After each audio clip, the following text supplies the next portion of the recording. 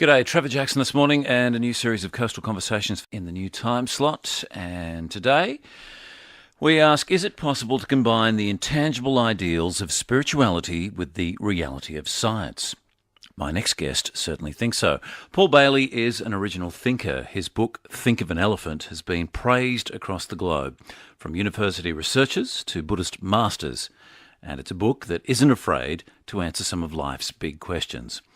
This morning, my tiny mind will attempt to keep up with Mr. Bailey and his expansive ideas. Good morning, Paul. Trevor, how grandly put. I think we all might have tiny minds. But let's try and think a little grandly. Well, some tinier than most, perhaps, and may just fall into that category. Paul, if science is such an exacting discipline, how can you rationalise it with spirituality? Science an exacting discipline. Yes, it is. It's measurable, definable and repeatable. And we tend to think that spirituality is not something that you can measure or define or repeat in the form that science would require. But where the two do join, if this is the sense of your first question, where they join is around the search for reality. If I could put it this way, Trevor, science looks for the reality since the Big Bang or since creation and deals with those matters that are in our physical universe, while spirituality looks before or outside the Big Bang or to that state that science calls the infinite field of energy and perfect balance. So science calls that field infinity and spirituality calls it eternity. But I look at the two, that's spirituality and science, like Siamese twins who haven't recognized that they're actually conjoined, that they're back-to-back, joined together, and looking for an answer to, a grip on the whole of reality. Have skeptics taken you to task over your approach? Well, yeah, I think skeptics are believers in their own way, and they're very to be praised for not wanting to be foggy-minded, because there's so much foggy-mindedness that happens in science as well. Science is evolving by the day. Even at universities now, it's said a person should not, many faculty say, that a student shouldn't cite an article that's older than 10 years because it's out of date. So that skeptics have to be up to date with their facts as well as anyone. But how do they see your line of thinking there when you start talking about science and spirituality? And I understand where you're coming from, seeing them as Siamese twins side by side, one's searching for eternity, the other infinity. Well, how they respond, I guess, is that they're filtering all of their studies that are looking to conjoin and deal with science and spirituality together. They look at it with a certain sense of a doubt, but when the facts are given, as the book Think of an Elephant lays out in clear and easily read, if I may say, detail, the substance that shows us that there is more to life than we generally think, and there's more to reality than we pick up on. So from that, there's a starting point even for skeptics. But even defining reality is a difficult prospect, isn't it? Or is it? Yes, well, yeah. Reality, if we can see there are two realities, and I posit this in the book, I put this position, that the reality we're mainly involved in and concerned with is the created reality, but that there is in fact another reality other than that, and the scientists would speak of that as being that infinite field of energy and perfect balance. So I describe that as the joining of the created reality with the fundamental or original reality from which everything came. And we're not just talking in loose, lost ideas there. We're told and we understand there is an infinite field of energy and perfect balance. And we easily think of infinity as being something out beyond the edge of the universe, but it's also something we also know that's because it's everywhere and within everything, around everything, of a dimension we can't grip, then it's got to be everywhere else as well as out at the edge of the universe. So it's a very intimate thing. So can you explain how infinity, a concept like infinity, can be within a finite being like a human? Gee, we're getting into it deep, quickly and fast here, Trevor. Am I going down the wrong path here, am I? Oh, no. Let's walk anywhere we care to. But as to your question, where we see it in how would I put this? Where we see it in the common view of popular science would be outside the edge of the universe. Where we see it in physics and science and quantum physics is way down at the smallest particle, the subatomic particle that's doing all that weird quantum stuff we might read about. there's nothing smaller than that, and we're left then in that boundless field of energy in perfect balance.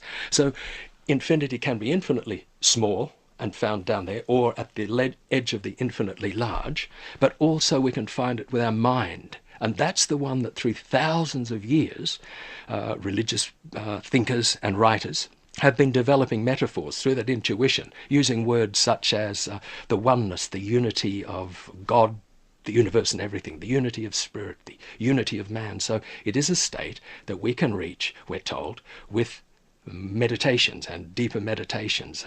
And we can also reach it with logic, just thinking logically, that if you got everything, that is the whole created universe, and put it in a bag, then where is it? It's got to be in the infinite field of energy in perfect balance. So we can grip it logically. We're also told we can get there through meditations, and that in fact it's without that understanding, without that balance of those two realities in our life, that's the physical created reality, and a real connection to this interconnectedness that runs between all things, and that's now known to be the case. There is an interconnectedness. We might come to speak of that. The evidence for that is well, that's the title of the book. It supports the title of the book. So that, we can reach it with our mind. Paul, do you believe in God, whatever he, she, or it may be? If you're talking about a God that's the separate entity in sky, a God in sky that, let's call it the injector God that injects human beings, or we may think other animals are injected by God with life. If we're seeing an injector God giving us our features, I don't believe in that.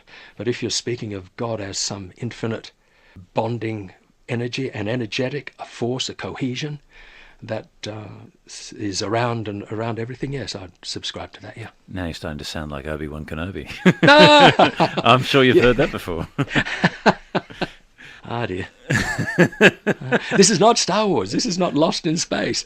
This is not found in space. It's found immediately in our lives where we are, and it's not some rose-coloured glasses stuff. It's the breakthrough that we're rushing towards, and the information's there. Science is showing it. Good research is on the table for us to take a hold of in our life where we are. So when George Lucas wrote about that, when he first wrote Star Wars, that he was tapping into some age-old kind of mysticism, that sense that there is this kind of energy that is within us, without us, that makes us all interconnected. Yes. Yes, look, we can get cross-eyed and so serious about it, and here I am talking to you in a studio, and I have a sense we're getting this so serious, but it's actually a joyful and easy and often experienced state. And we could say George Lucas described it as you've said there, but a sports person gets it when they get into the zone. A musician gets it when they're feeling the harmonies of the music. But we can each feel it to a partner when we're feeling deep love.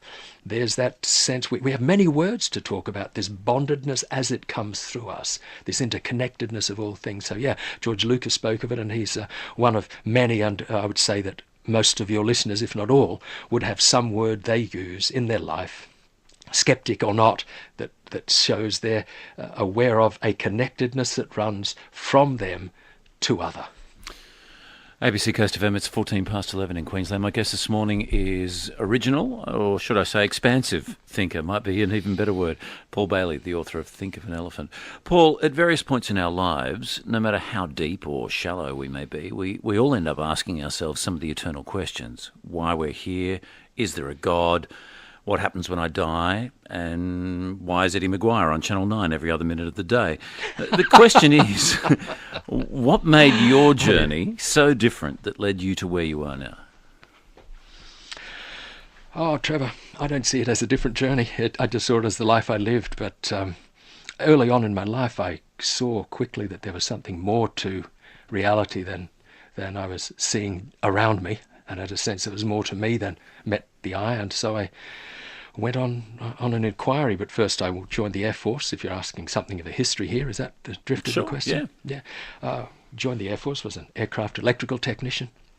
I then graduated a few universities, got a few degrees and postgrad degrees, and then went travelling and travelled through Asia, always on the quest to see who had more of the pieces of the jigsaw puzzle and who could answer more of this. So it took me into travels with the Aborigines of north of Australia, through the Philippines with some of the faith healers there, and then starting correspondence and conversations with some of the great scientists of the world. And heaven forbid, I'm even now in a good communication with Dr. Karl, dear Dr. Karl of the ABC, and we're having some animated correspondence, and Dr. Karl's off to India pretty soon, so that just may even be evidence here of science meeting spirituality. Not quite sure why Dr. Karl's heading there. So I take it then you were a naturally inquisitive person, that you sought these people out, that you wanted to pick their brains to satisfy your own mind, to answer some questions you had? It was also to have fun and see what the world was, see how it worked. And so it just, as many of us would do, it's funny, isn't it? We talk in the corporate world of 5-year plans, but no one, when you interview the people who are part of these 5-year plans, no one after 2 years is where they expected to be. It's just because so many other influences intervene, but overriding all of the inquiries, whether I was with the faith healers of the Philippines or healers in South America, or with scientists, or with the Aboriginal elders in the Northern Territory.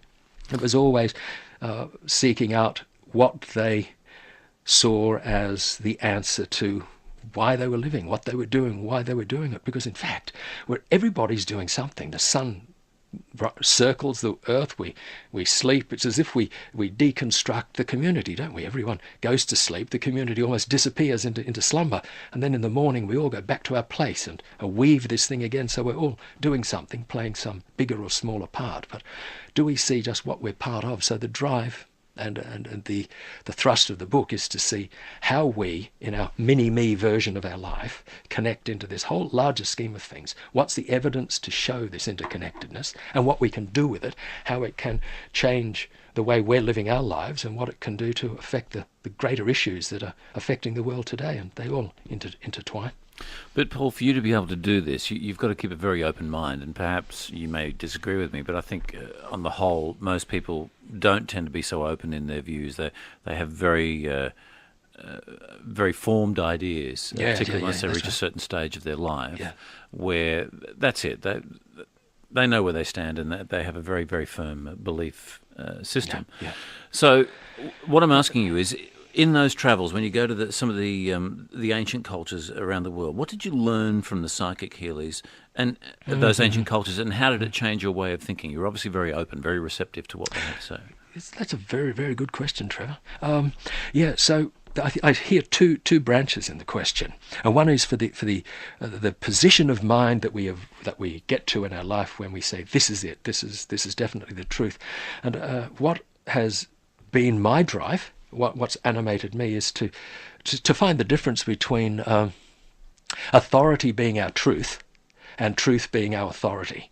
And there's a big difference. And I think the people who you were speaking of, who would plateau with the sense of this is the defined answer and this is all there is, then I would suggest that they're making authority their truth rather than truth their authority. And so also you can get to that threshold where we get stuck with the love of power rather than the power of love. I don't want to get lost in these or sidetracked into these images, but I think that's a sense of what you're saying, that we can plateau our mind and just won't let ourselves go any further. So what we're actually doing is making a silo, an isolated silo of ourselves. And when I traveled to these other places and saw these other cultures, one thing that I found in common was, outside of the different languages, outside of the different practices, outside of the different healing traditions, or just what a person did, an average person in their average day, throughout the cultures of time and place has been woven this thread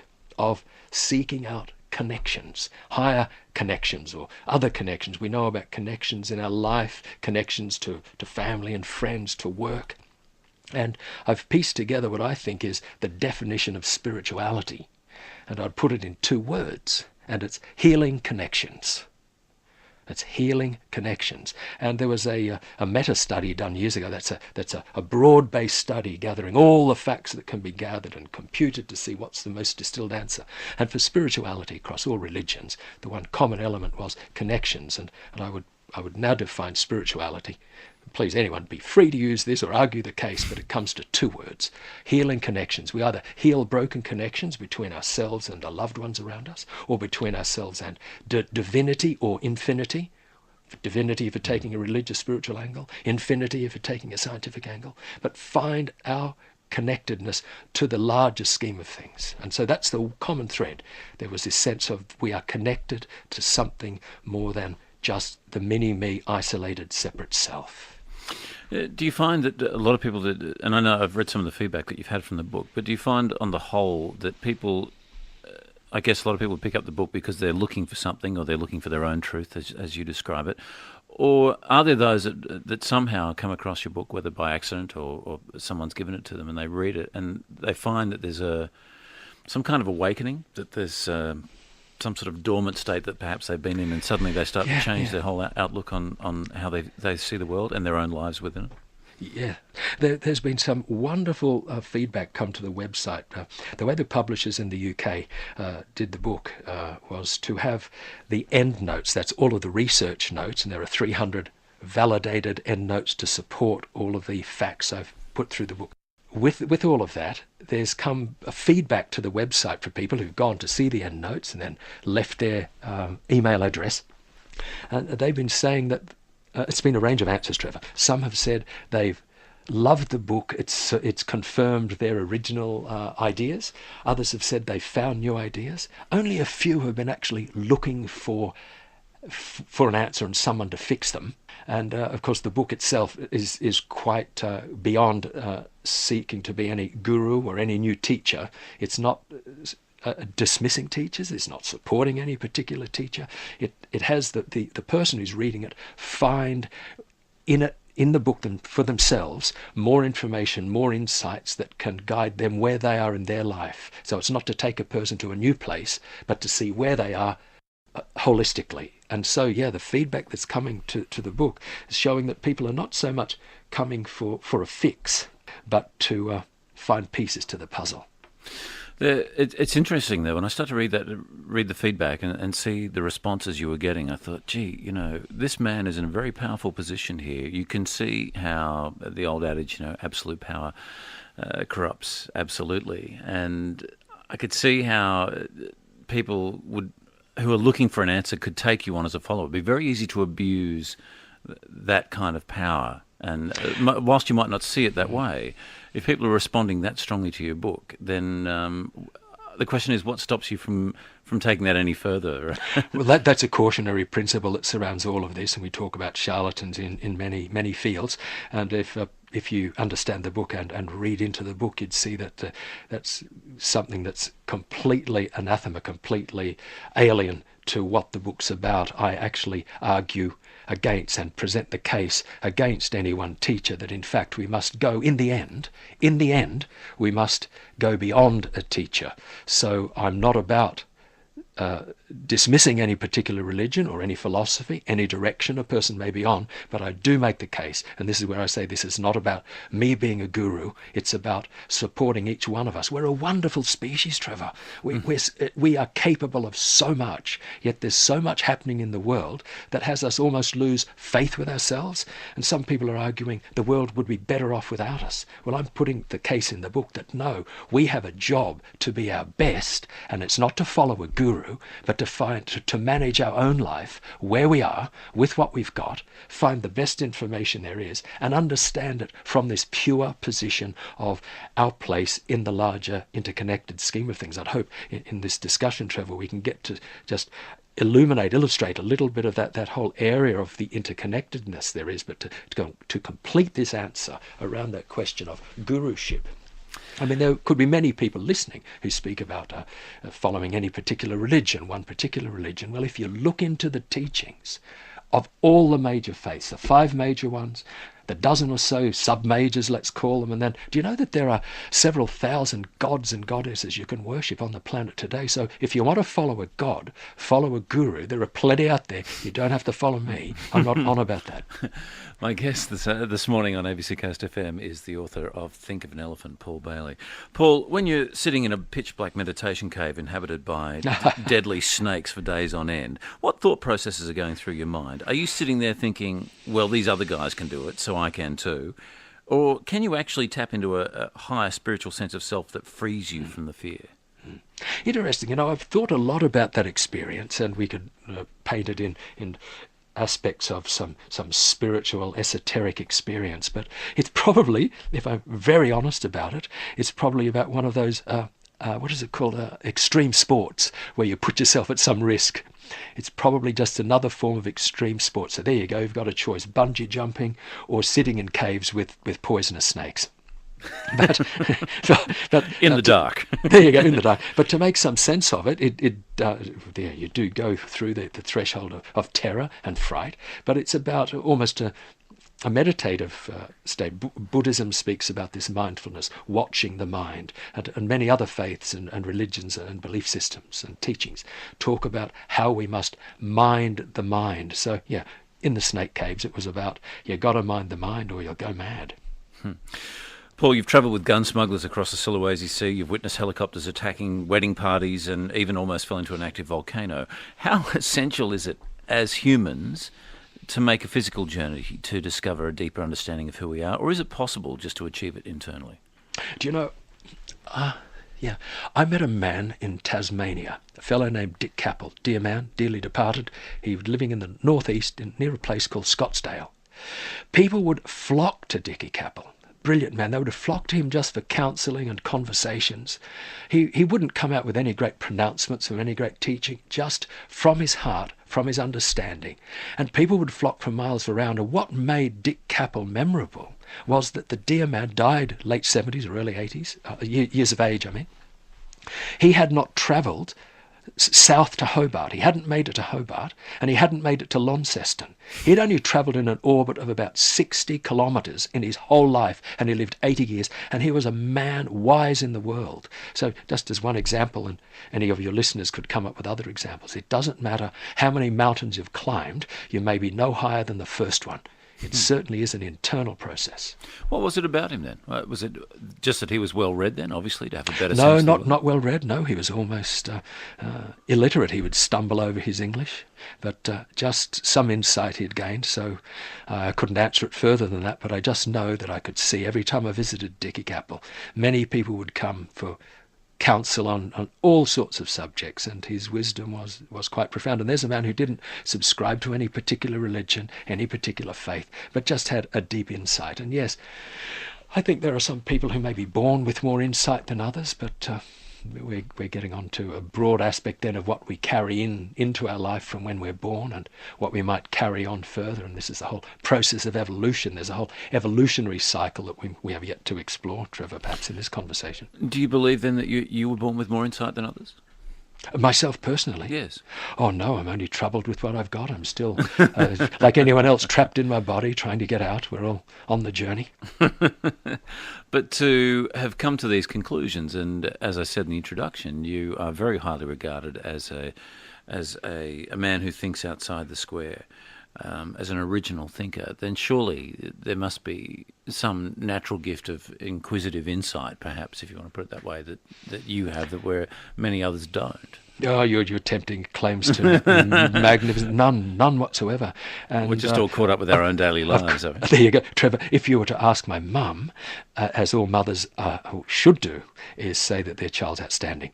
But that's a mother's job. If they're not doing that, they're not up to their task. But there you go. More to the point is that there is an insight that's part of the force of life. There is an accumulation, an evolutionary momentum that, see, we speak of evolution, we may be, making a global breakthrough here in your program, Trevor, because I put it in the book in this way, that what we're looking at now is the whole process of evolution. And to link this to your question about what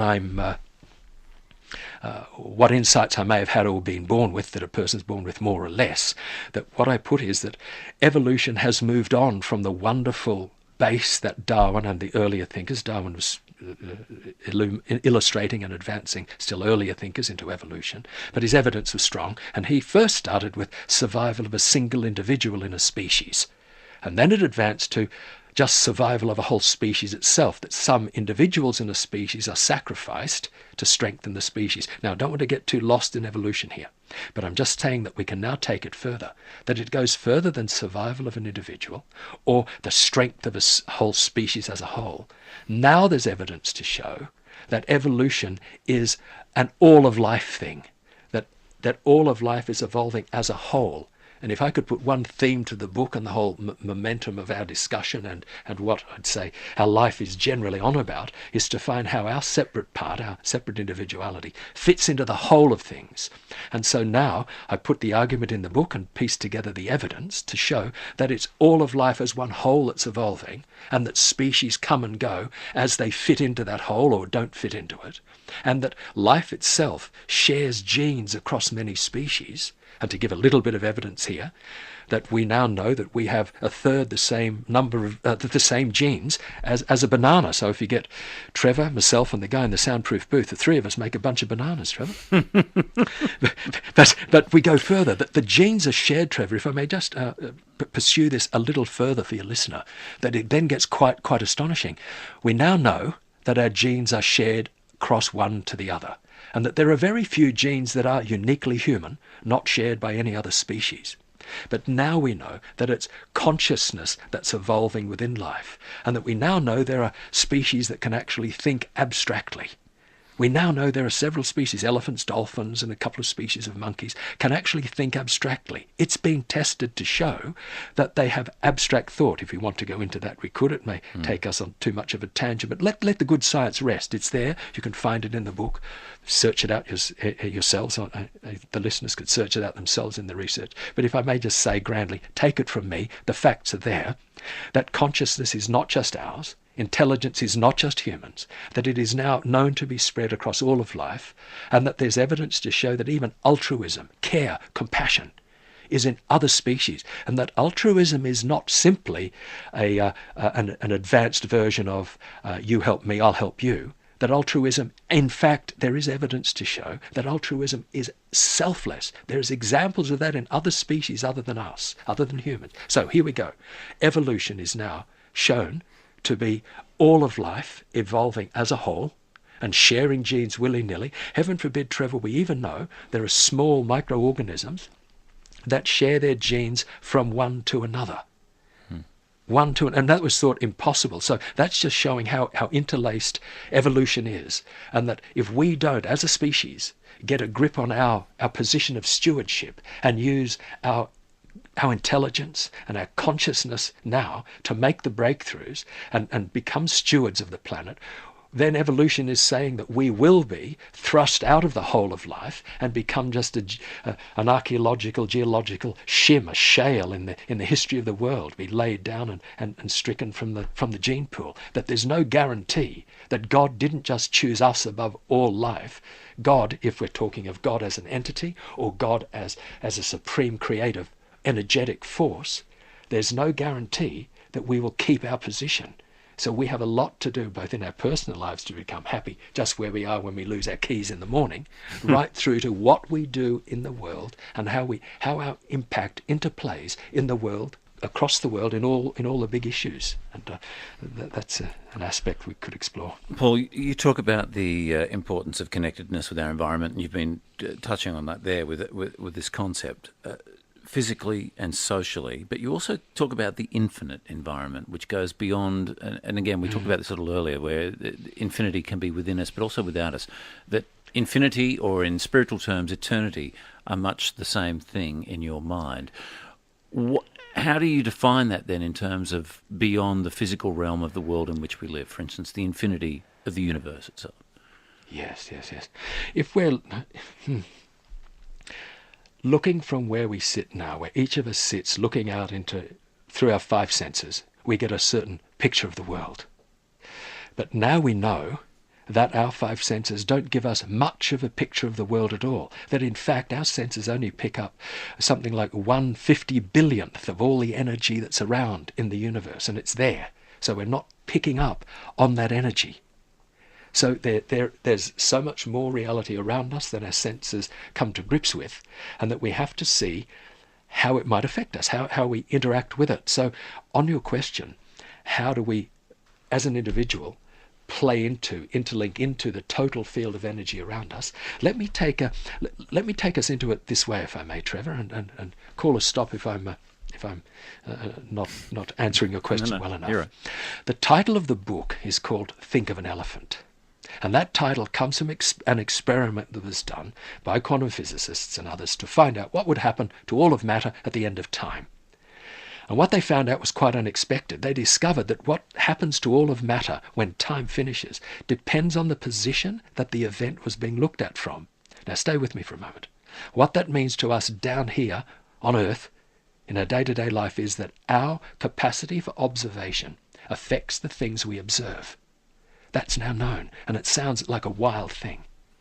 We also know, and here if I can put down one more fact, that a fellow named Rindler discovered, and take this as good science, you can look it up for yourself, it's put in the book, Rindler has discovered that we actually, with our mind, can create subatomic particles. Now, subatomic particles are like the sand that all of reality is built out of.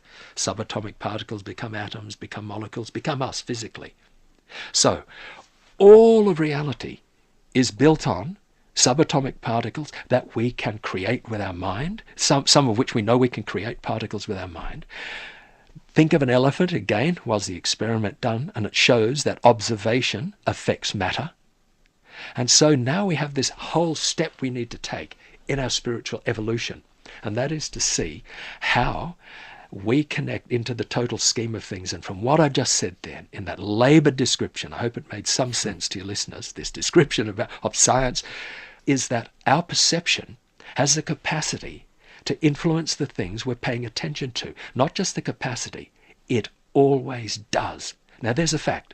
The skeptics, the cynics, the religious, the non-religious, take that, it's known. It's measurable, definable and repeatable. Our perception affects the things we pay attention to.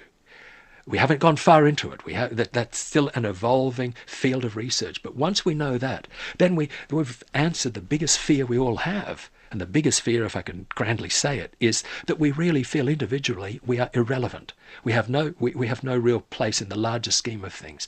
In the larger issues around the world, we can hardly even control the moments of our life. And now we realize that we do have an energetic connection to everything around us. So the big fear that we have no real influence is dissolved. It goes away. And so now to the core of your question, how do we fit into, in an evolutionary sense and in an environmental sense, to everything around us? Then I put it in the book. It's one of the sections through the book. I think it's section 3 of the book, shows how individually, let's picture it this way, we stand by ourselves individually and we connect to the immediate environment around us. And the way we show that connection immediately is hold your breath. And I tell you, after 5 minutes, you really realize you're connected to your environment because you've got no air, yeah? Sure. So we're connected to our physical environment. We also connect to our social environment.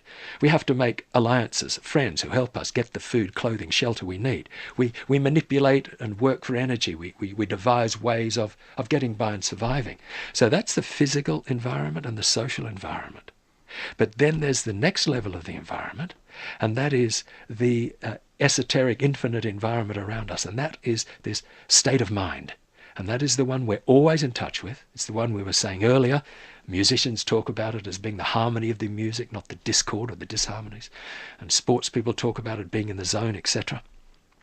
Once we allow ourselves to see that is a state that can be trained, and the book talks about the training that we can go through for that, meditative practices and other processes that are available, we can then find that insight within ourselves, from where we are, with what we've got, to be in both worlds, both the physical world where we protect ourselves and survive physically, and the other reality where we're connected into this esoteric environment or this infinite field of energy. But certainly we know through all the discussions we can have and find the words in our conversation, all of us in some way use words that talk about an unseen connectedness that works between us, even words of love, words of affection, words of friendship. We talk of connectedness to something more than us. And the point is, how far can that connectedness go? And I say, and show the evidence, it can go to infinity, and infinity is up close and personal. Paul Bailey, the author of Think of an Elephant, is my guest this morning on ABC Coast FM. It's 20 to 12 in Queensland. Paul, Then, if we're going to talk about the infinite, and you mentioned the subject of what happens to all matter when it ceases to exist, what happens to us as humans then, to that energy that we are once we die, once we pass away?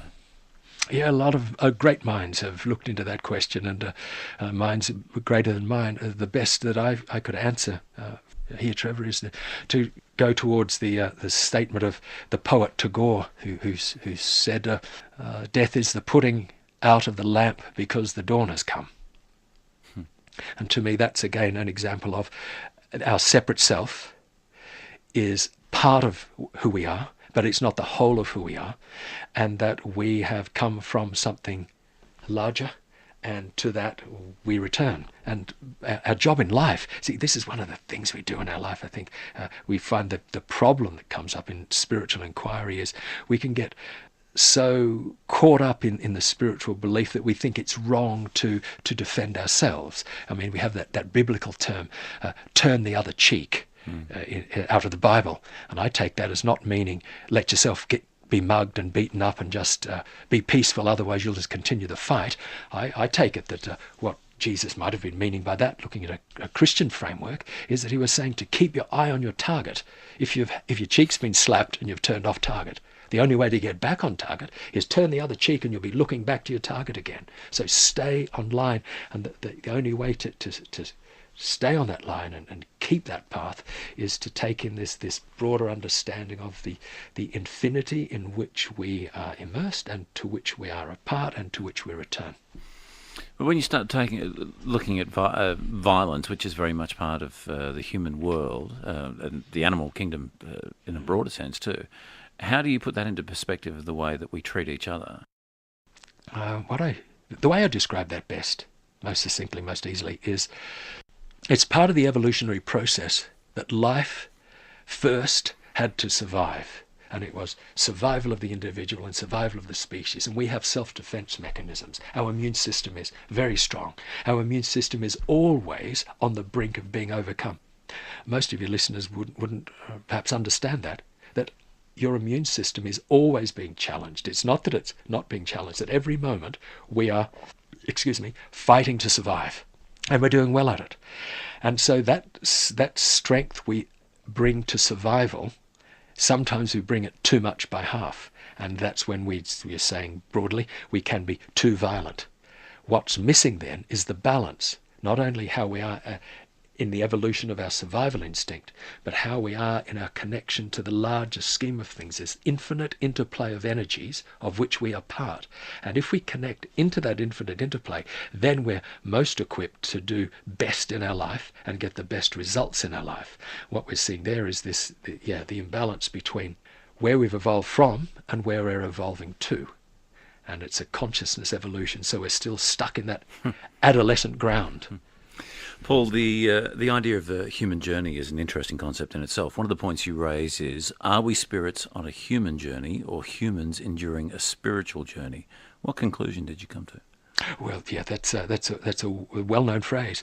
And I would say the best way to put that is that we are spirits on a human journey, and that as we evolve further into this human journey, we realize that the emotions we've most strongly developed, and of the 8, or some psychologists give us 10 basic emotions, but it's, let's say, less than a dozen, of the less than a dozen fundamental core colours of emotion, most of those are negative.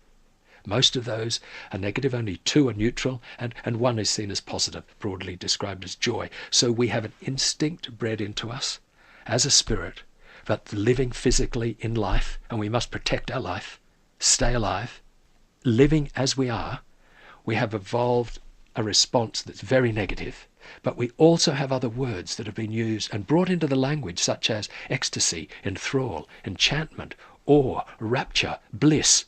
They're emotional words, yet most of us think they're drug-induced states. So I ask, where do they come from? It's part of our emotional repertoire, and it doesn't mean we have to be goody-goody and turn the other cheek and get beaten up. We're allowed to defend ourselves, but when defense becomes offense, when we push it too far, and that's an arguable point in any particular case, couldn't resolve that now in this program, but just to say we are evolving towards a higher consciousness. We're moving away from self-absorption to self-awareness. We're moving away from life is what happens to us towards life is what we do with what happens to us. But as a work in progress, we're a spiritual energy on a journey of evolution, and it's a mentality.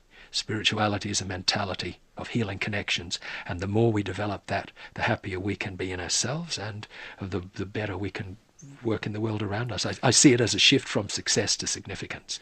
But if we're an infinite spirit enduring a human journey, are we doing it collectively or individually? And I suspect you're going to say collectively. But if it is collectively, then that would suggest perhaps that we don't have any free will. It's a balance between both. It's a balance of we work individually and there's a collective energy. And there are two branches to your question. The working collectively or individually. It's not an either or. There are the two elements, and we favour the individual generally in our evolution up to this point in the human development. And from this point on, as the spiritual evolution has happened and the temples have been built and the mosques have been built and religion has gone on with its separateness, interesting, isn't it, that spirit, to answer your question, most religions talk about collectivity and being one brotherhood of man, all that type of thing, but the practice says it's a unity of man according to our belief. So there we get the two tangled. So if we're to see this whole, for the life of me, Trevor, I've lost your question.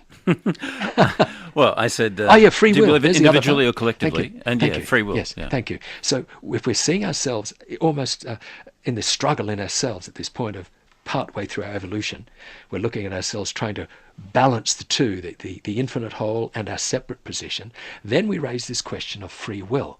And Benjamin Libet, who's another researcher, has come up with a startling insight that whenever any one of us, any one of your listeners thinks they've decided to do any particular thing, move the hand, move the head, any little or large gesture, Benjamin Libet has shown that the brain has already begun to react before we become conscious of it. So that our conscious mind is second to the activity somewhere within us to make that decision. That's a little bit difficult in a description then, but let me clarify that what we now see is that we may not have free will. There's more evidence to say we have a free won't. That is, somewhere in us we make a decision to act. Moments later we become conscious that we've made that decision, and then we can veto it or change it. And also, just to look at that issue of free will, even if we did have free will, we want to then express it. After all, that's what the word will means. We're expressing something, behaving some way in the world. Then the world itself has limitations. We can't run as fast as we might like to do. We can't push the activity of our will further out, that the world itself is limited by time and space. So even if it was free within us, the expression of it is limited. And that brings us to an essential truth of the condition we're in.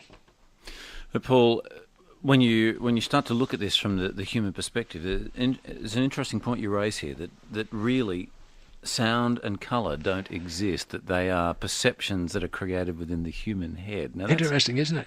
Yeah.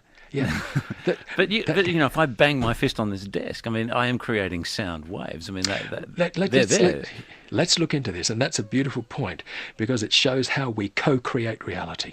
That a lot of the reality that we see around us, we actually create that. And we describe that the process of creating that through the book, Think of an Elephant, and how we can create more of the outcomes we want in our life if we go about it a particular way. But as to your point about creating sound, well, it's easily described. All that happens is when I'm speaking now here in a studio, I am silently breathing out and putting a vibration of energy, a whip crack of energy into the air through my voice box. And that moves silently through this studio and then electronically down a wire to you there and your listeners into the speaker of their radio. And that's a silent movement, and it then moves silently through the air until it reaches their ear and then silently vibrates the eardrum. And then it turns into an electrical signal, and that moves silently into the brain where we make up sound. The sound does not happen outside. This is a silent world and a colourless world. The same process happens with colour. Photons hitting the eye, no colour there, goes in optic nerve as an electrical bunch of signals, and into the back of our head, we see in the back of our head. So we actually do have eyes in the back of the head, don't we? So we see in the back of our head, and we make up all that we see in the back of our head. So in effect, the reality that we see outside us is, at those two levels, sight and sound, created within us, but also we know that what we see outside us, yes, is out there, but it's not completely disconnected from us. And I think that's a key point to make for all of the book, all of spirituality, all of this conversation about seeing science and spirituality coming together for a better life. It's about seeing that though there is reality outside of us, we are not completely and ever disconnected from it. There is a fundamental energetic connection between us and everything. And there is a way of tuning into that energetic, of harmonizing with it. And so spiritual words such as come to oneness, come to unity, come to bondedness, all these metaphor words are all illustrating that point, which is now shown through quantum physics studies, that at the fundamental level, the substrate, the smallest part of subatomic matter, which is the basis of all of our physical reality, those pieces are conjoined. There is a fundamental energetic running underneath it, and we can influence that. In fact, we always do. We're most times tuned out from it. But if this was a world, a soundless world, then this conversation would not be happening. And how would you know? I'm not saying it's soundless. Yeah, see, we're not saying it's soundless. But not we're saying... creating... Yeah, thank you. Sorry. No, go on, please.